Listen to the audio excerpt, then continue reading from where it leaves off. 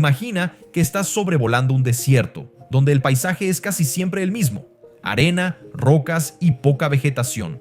De repente te enfrentas a algo sorprendente: miles de líneas que forman gigantescas figuras de animales, plantas con formas geométricas que se han extendido por el suelo a lo largo de kilómetros durante más de 2000 años.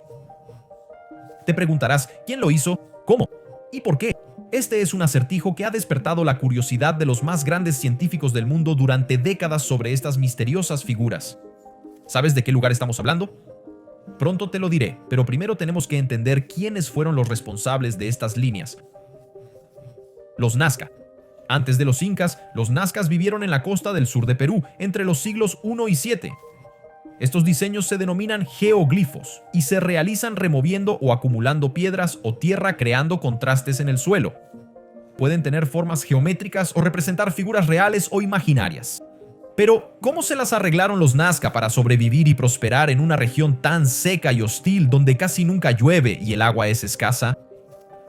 La respuesta está en los increíbles acueductos de Nazca, que son un sistema hídrico sorprendentemente avanzado para la época, construido entre los años 300 y 500 de nuestra era, es decir, en la misma época en que las líneas fueron hechas.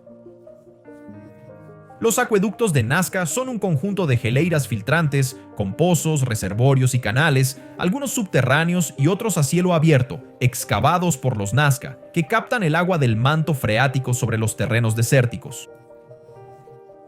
Funcionan como una especie de esponja gigante que absorbe el agua que viene de las lluvias y nieves de los Andes y la conduce por trechos subterráneos y descubiertos hasta ser almacenada en un reservorio de donde luego es distribuida para las labranzas.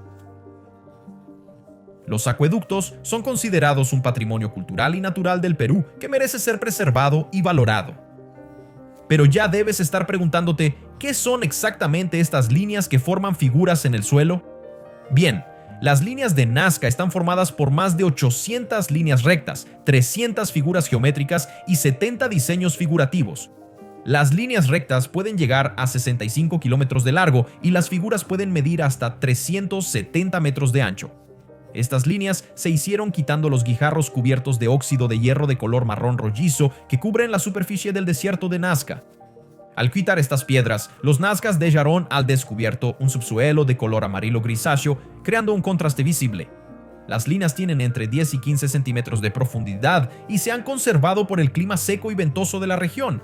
Estas líneas de Nazca fueron descubiertas por el arqueólogo peruano Toribio Mejía en 1927 cuando sobrevoló la región en un avión. Quedó intrigado por las marcas en el suelo y comenzó a estudiarlas. Sin embargo, no fue hasta la década de los años 40 que las líneas ganaron fama mundial gracias al trabajo de la matemática alemana Maria Reich, quien dedicó su vida a medir, mapear e interpretar los geoglifos. María fue una de las primeras en proponer que las líneas tenían un propósito astronómico y que representaban constelaciones. También abogó por la preservación de las líneas contra la erosión natural y la intervención humana. Por su contribución, llegó a ser conocida como la Dama de las Líneas. ¿Y cómo serán que esas líneas fueron hechas y por qué? ¿Existen algunas teorías acerca de las misteriosas líneas? Esa es la pregunta más difícil de responder, pues no hay registros escritos o orales que expliquen el significado de las líneas de Nazca. Por eso, hay muchas teorías diferentes y hasta contradictorias sobre el asunto. Una de las teorías más famosas y polémicas fue propuesta por la propia arqueóloga alemana, Maria Reich. Ella creía que los geoglifos eran un calendario astronómico gigantesco que se utilizaba para marcar las fechas importantes del año agrícola y religioso de los Nazca. Según ella, los dibujos representaban constelaciones o estrellas y las líneas señalaban los puntos donde nacían y se ponían en el este. También afirmaba que los Nazca tenían conocimientos avanzados de astronomía y matemáticas y que usaban las líneas como instrumentos para medir el tiempo y el espacio. Sin embargo, esta teoría ha sido cuestionada por otros investigadores que han argumentado que no hay pruebas suficientes para respaldarla. Señalaron que muchos de los dibujos no tienen relación con el cielo y que las líneas no coinciden con los movimientos de los astros. Los investigadores también cuestionaron la precisión de los cálculos de María y sugirieron que ella proyectó sus propias interpretaciones sobre las líneas. Otra teoría bastante conocida es que si las líneas de Nazca tenían un carácter religioso, los nazcas habrían hecho los dibujos como pedidos a los dioses para garantizar la supervivencia en el desierto. También habrían usado las líneas como caminos sagrados por donde realizaban procesiones o peregrinaciones. Algunos de los dibujos representarían animales o plantas sagradas o símbolos de poder o identidad de los grupos sociales. Esa teoría se basa en evidencias arqueológicas y etnográficas, que muestran que los nazcas tenían una religión compleja y diversificada, con varios dioses y mitos. También se apoya en estudios antropológicos que comparan las líneas de Nazca con otras manifestaciones culturales y similares en América del Sur, como los caminos incas o las pinturas rupestres. Sin embargo, esa teoría también tiene sus limitaciones y críticas. No explica por qué los nazcas hicieron dibujos tan grandes y detallados si solo podían ser observados por los dioses.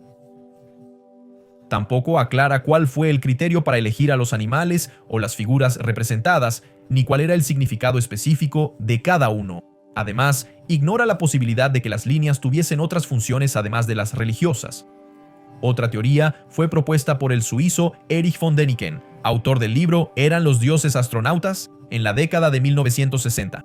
Especulaba que los Nazca habían recibido ayuda o instrucción de extraterrestres para hacer las líneas, que serían pistas de aterrizaje o mensajes para los visitantes cósmicos. También sugería que algunas figuras representaban naves espaciales o seres extraterrestres.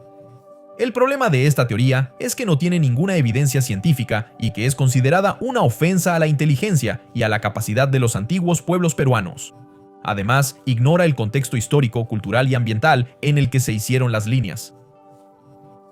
Pero después de todas esas teorías, ¿será que alguna de ellas logra explicar por completo el misterio de las líneas de Nazca?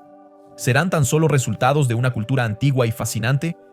¿O habrá algo más detrás de ellas? ¿Será que esconden algún secreto que aún no ha sido revelado o algún mensaje que aún no ha sido descifrado? Bueno, lo que sí sabemos es que hoy en día las líneas de Nazca son un patrimonio histórico y de la cultura de la humanidad, pero también están amenazadas por la acción del tiempo y del hombre. A lo largo de los años, las líneas sufrieron daños causados por fenómenos naturales, como terremotos, inundaciones y erosión, y por intervenciones humanas, como construcción de carreteras, minería ilegal, vandalismo y contaminación. ¿Y tú, qué piensas sobre las líneas de Nazca? ¿Cuál es tu teoría preferida? ¿Te gustaría verlas personalmente? Deja aquí abajo tu comentario y comparte este video. Gracias por quedarse hasta el final y hasta el próximo video.